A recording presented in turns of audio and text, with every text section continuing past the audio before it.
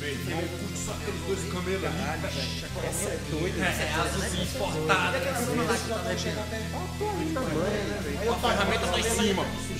Quietinho, meu irmão. Assalto, rapaz. Assalto, porra. Tira. Vem, meu irmão. A morte dessa vez foi dura demais. Acabou sendo injusta, cruel e mais. Levou um irmão no momento e na hora errada. Um ato banal e nossas vidas mudadas. Mas agora é hora de ouvir e compreender que pra morrer basta estar vivo, você pode crer. Não adianta nos prevenir ou sermos ativos se não sabemos ao certo quem é o inimigo.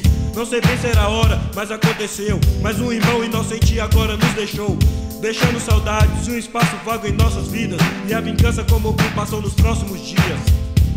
Um estudante calmo, um ótimo atleta, o motivo do crime, sua bicicleta. Um assalto assim de uma hora pra outra, sem deixar esperança, tiro a queima-roupa. Muita gente no local e nada fizeram. Quando os otários já armados o bote deram, um latrocínio cometido ao anoitecer.